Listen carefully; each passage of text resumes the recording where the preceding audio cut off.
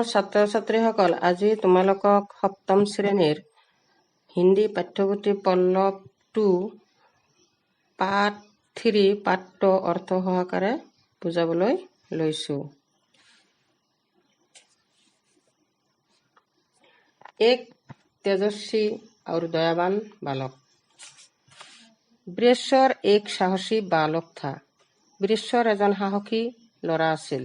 उत्तरी कोलकाता के एक वकील के परिवार में 12 जनवरी 1863 ईंग में उसका जन्म हुआ था। उत्तर कोलकातार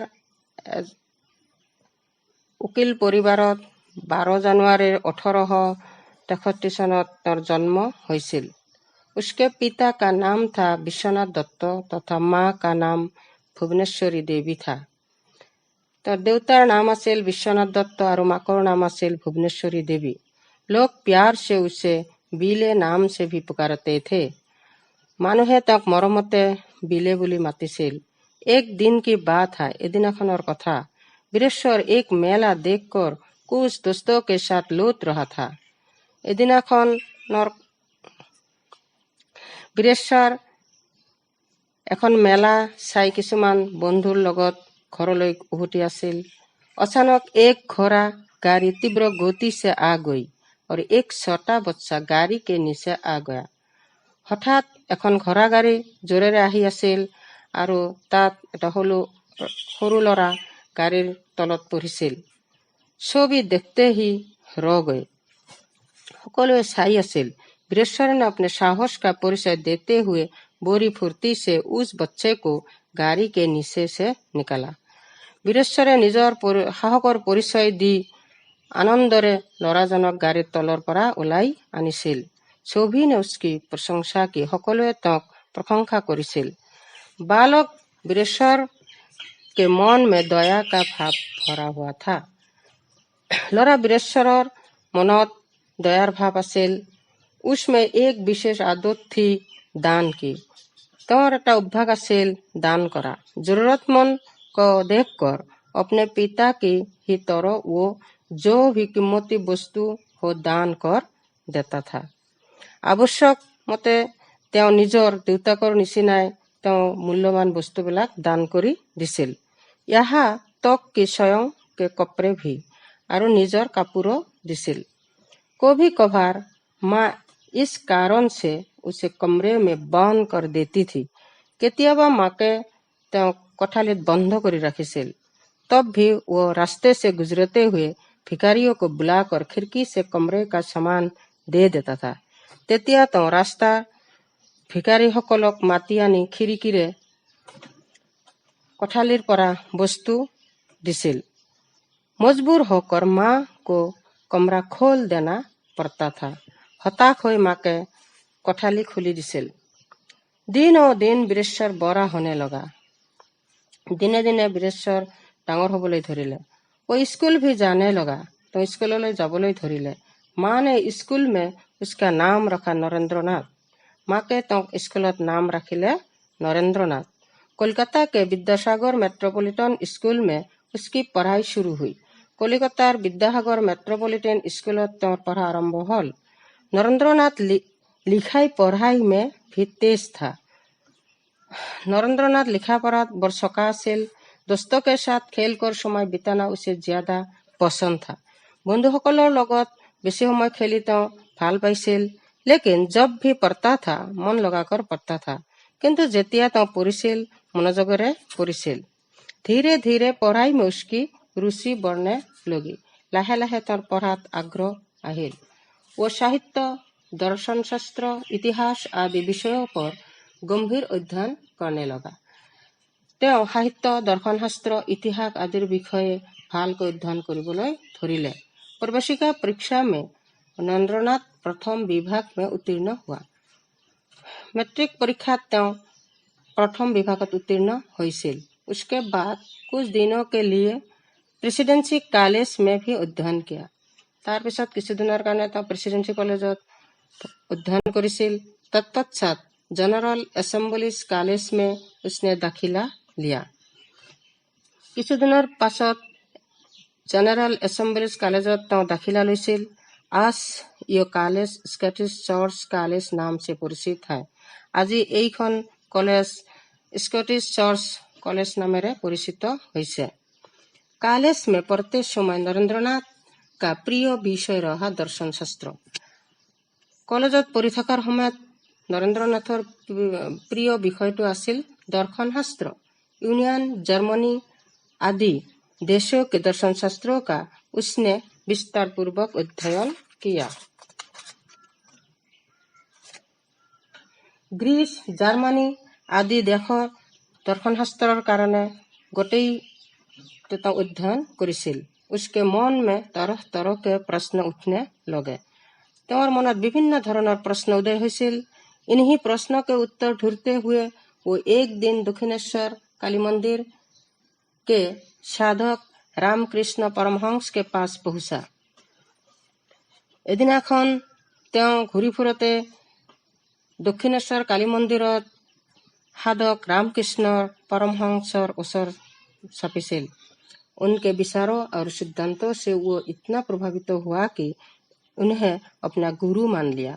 তেওঁৰ विचार और सिद्धांतत এনেকুৱা प्रभावित हल जे गुरु मानी लले।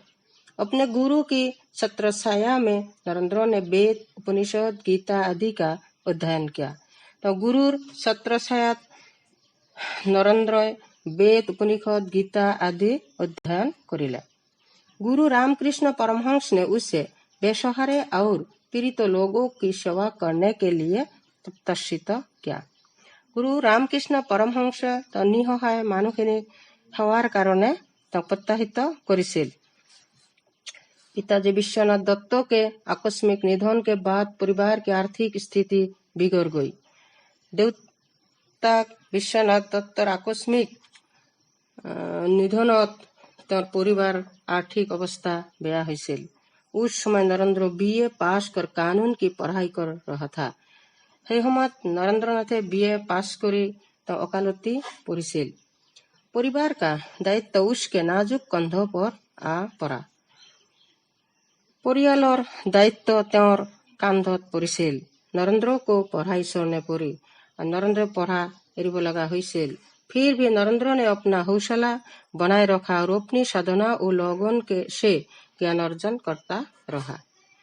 पिছত नरेंद्रनाथे निजर साहसत लक्ष्य राखी निजर साधনৰ बलत ज्ञान अर्जन কৰিছিল।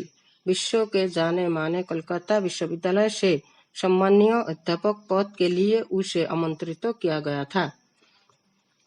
विश्वर ভিতৰতেই জ্ঞানী ব্যক্তি কলকাতা বিশ্ববিদ্যালয়ৰ সন্মানীয় লোকসকলে তেওঁক অধ্যাপক পদৰ কাৰণে আমন্ত্रित কৰিছিল।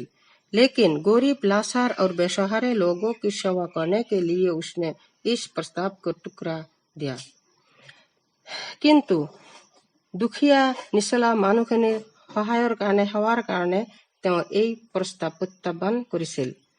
25 वर्ष की अवस्था में नरेंद्र ने गेरुआ वस्त्र धारण किया। 25 बছৰ বয়সত তেওঁ गेरुआ वस्त्र धारण কৰিছিল। संन्यास लेने के बाद वे स्वामी विवेकानंद नाम से लोकप्रिय हुए। सन्यास लोৱাৰ पाছত स्वामी विवेकानंद नामेरे प्रचलित হৈছিল। तत्पश्चात स्वामी विवेकानंद जी ने पूरे भारतवर्ष की यात्रा की। तार पिছত स्वामी विवेकानंद गोटेই भारतवर्ष यात्रा কৰিছিল। इस यात्रा में उन्होंने राजाओं की विलासिता और प्रजाओं की दरिद्रता देखी। এই যাত্ৰাত ৰজাৰ বিলাসিতা और प्रजार दरिद्रता देखा पाइছিল। समाज में व्याप्त अंधविश्वासों और कुसंस्कारों को भी देखा। समाजत अंधविश्वास और कुसंस्कार बिलाक देखा पाइছিল। इन सब चीजों का उनके मन पर गहरा प्रभाव पड़ा और उन्होंने देश में आधुनिक एवं वैज्ञानिक शिक्षा का अभाव महसूस किया। এই সকলোবোৰ বস্তুৰ ওপৰত তেওঁ গভীৰভাৱে प्रभाव पेलाইছিল আৰু দেশৰ আধুনিক বৈজ্ঞানিক শিক্ষাৰ অভাৱ কেনেকৈ পূৰোৱা যায় সেই বিষয়ত তেওঁ প্ৰত্যাশিত কৰিছিল। मन है मन स्वामी जी इन चीजों से मुक्त एक शक्तिशाली भारत का सपना देखने लगे। মনত তেওঁ স্বামী বিবেকানন্দে এই বস্তুবিলাকৰ ওপৰত মুক্ত শক্তিশালী ভাৰতৰ স্বপ্ন দেখিছিল। वर्ष 1893 में अमेरिका के शिकागो शहर में एक विश्व धर्म सम्मेलन आयोजित हुआ था। 1893 চনত আমেৰিকা শিকাগো চহৰত এখন विश्व धर्म सम्मेलन आयोजन হৈছিল। उस धर्म सम्मेलन में स्वामी जी ने हिंदू धर्मों के प्रतिनिधि के रूप में भाग लिया था और সেই ধৰ্ম সন্মিলনত স্বামীজীয়ে হিন্দু ধৰ্ম প্ৰতিনিধি হিচাপে ভাগ লৈছিল। शिकागो पार्लियामेंट ऑफ रिलीजन में स्वामी जी ने प्यारे अमेरिकी बहनों और भाइयों शब्दों के साथ जो ही अपना ओजस्वी भाषण शुरू किया तो 7,000 विद्वानों से भरा पूरा हाल तालियों की गड़गड़ाहट से गूंज उठा था।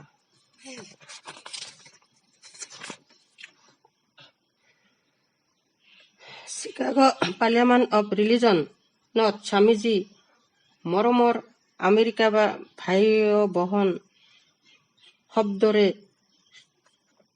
শব্দৰ লগত নিজৰ অজস্বীপূৰ্ণ ভাষণ আৰম্ভ কৰিছিল। 7,000 विद्वाने हाथ चापुरी मारिছিল। आज ही दुनिया भर के लोग उस भाषण को याद करते हैं। আজিও পৃথিৱীৰ সকলো মানুহে তেওঁৰ সেই ভাষণ মনত কৰে। इस भाषण के जरिए उन्होंने भारतीय अध्यात्म सभ्यता और संस्कृति को विश्व भर में पहचान दिलाई थी। এই ভাষণৰ জৰিয়তে তেওঁ ভাৰতীয় আধ্যাত্মিক সভ্যতা আৰু সংস্কৃতি বিশ্বৰ ভিতৰত परिचय कर दिছিল। सम्मेलन में उनके विचार सुनकर दुनिया के तमाम विद्वान चकित रह गए। सम्मेलনত এই বিচাৰ শুনি পৃথিৱীৰ বহুতো বিদ্বানে আচৰিত হৈছিল। अमेरिका में उनका भरपूर स्वागत हुआ। अमेरिकावासीয়ে তেওঁক স্বাগত জনাইছিল। भाषण के बाद अमेरिकी मीडिया ने उन्होंने साइक्लोनिक हिंदू नाम से नवाजा था।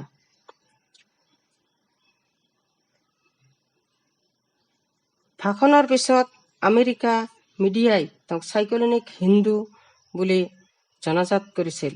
उस सम्मेलन के बाद विदेश में उनके भक्तों का एक समुदाय बन गया।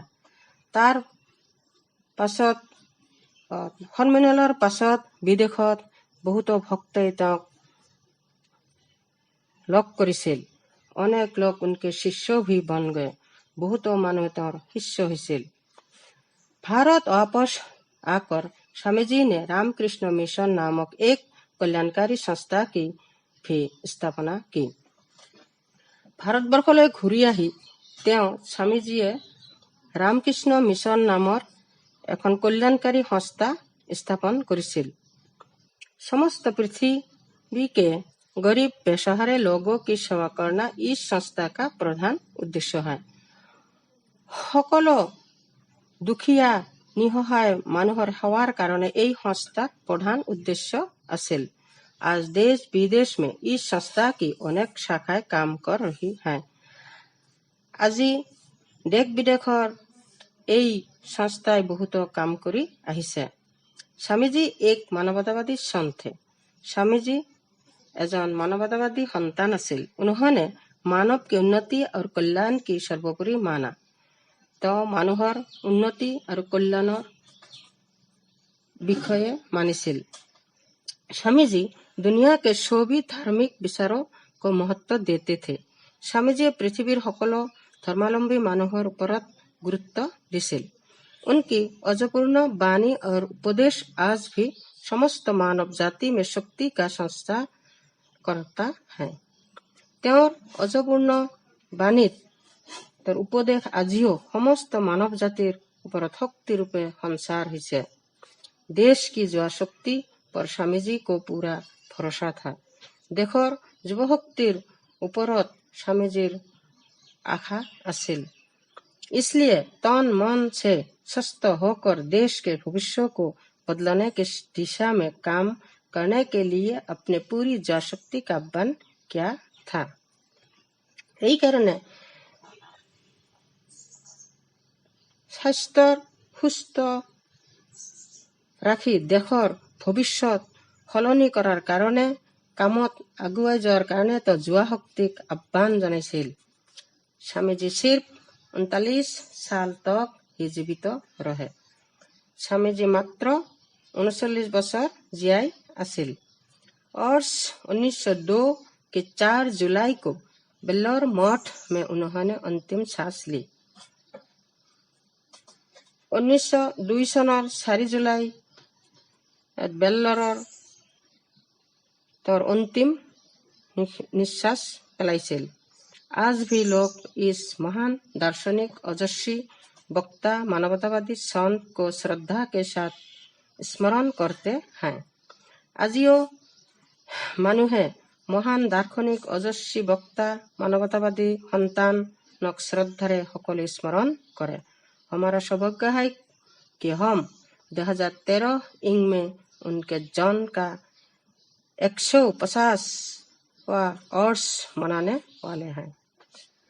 আমাৰ সৌভাগ্য যে আমি 2013 চনটো তেওঁৰ জন্মৰ 150তম वर्ष हिसाबे मानी আহিছো। उनकी ही तरह हम भी देश की सेवा करे, यही हमारा परम कर्तव्य है। তেওঁৰ নিচিনা আমি দেশৰ সেৱা কৰি যাম, এইটোৱেই আমাৰ পৰম কৰ্তব্য।